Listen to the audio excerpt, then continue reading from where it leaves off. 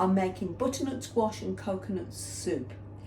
It's very easy to make, very few ingredients, and a lovely winter warmer because it's got a background kick. Not much, just a bit. So what do we need? Butternut squash, onion, garlic, coconut milk, and a couple of spices, garam masala and cumin, ground cumin. I'm actually using cumin seeds, which I've just toasted and ground up because I've run out of cumin, but it'll work the same. Let's have a go and warm us up. Right, I'm cutting the butternut squash up to bake in the oven. I need to scoop the seeds out. I prefer to bake this in the oven. You can cut it into small pieces and saute with the onions if you want to, and then boil it. But you get a better flavour baking in the oven. Butternut squash is high in fibre, high in minerals, vitamins A, C, E. It has manganese and magnesium, good for bone health. Cancers and things like that are formed through lots of reasons, but oxidisation of the cells is involved with that. And this is full of antioxidants. This is my first tray of it going in.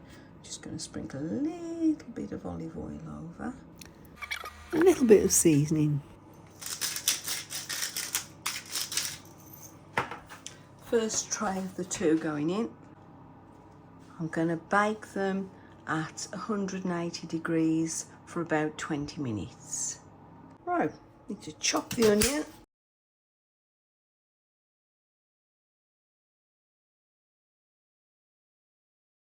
I've chopped 2 onions. I'm now going to saute them in a little bit of sunflower oil, and then as they start to go a little bit translucent, I'll add the garlic. If you add the garlic at the beginning, it can burn. Better to let your onion start to cook and then add the garlic, and then you can let the onion brown a bit, and then the natural sugars and sweetness come out in the onion. Get the onion sauteed. I'll cut the garlic next, and then you can see that the butternut squash is nice and soft. So we'll scoop the flesh out of that in a minute. I'll chop my 2 cloves of garlic. It's a nice fat cloves of garlic.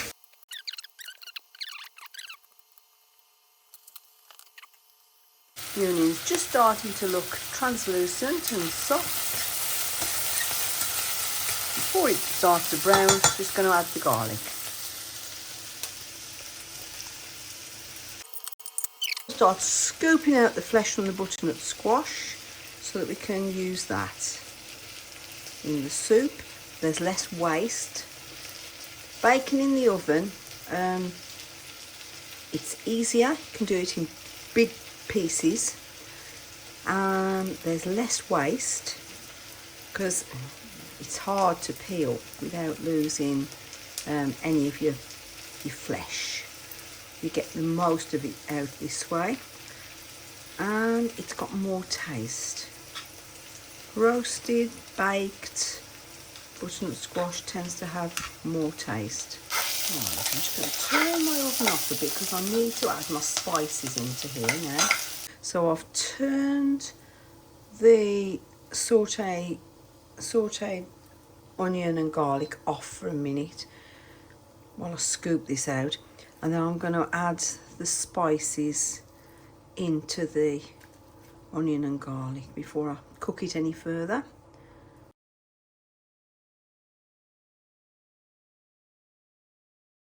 I'm adding in 2 teaspoons of garam masala,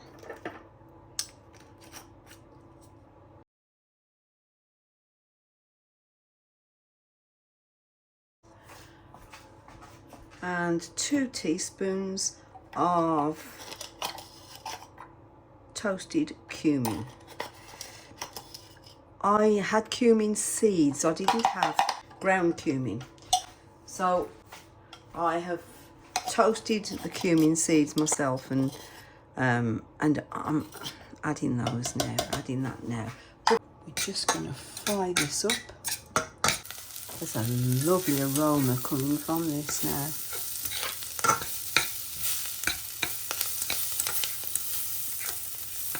Right, I need to add in butternut squash. Just gonna, the butternut squash is pretty much cooked because it's been cooked in the oven and it's been baked in the oven, but we just need to let all the flavours infuse. So I'm going to bring this to the boil now. Bit of salt and pepper. I've put stock pots in here. You can use fresh vegetable stock if you've got it. Right. Salt and pepper. I can add more at the end if I need it. You know, it does help if you take the lid off the pepper.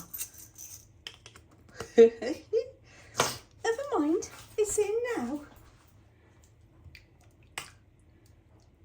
I should say as well, I've probably got a butternut squash left over here because the last ones I did were smaller. So I had 4 butternut squash and I've used 3 to make enough for about 5 people, 6 people possibly. And so I'm going to save these for another day.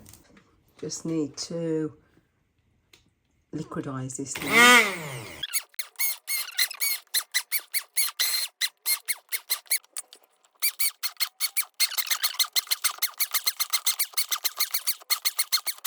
I've got to add the coconut milk yet.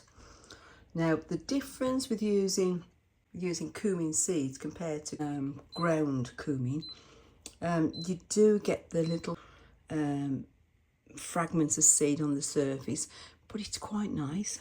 Gives it a bit of a texture which I quite like, which I haven't done before. Right, how much coconut milk to add? It's a bit trial and error.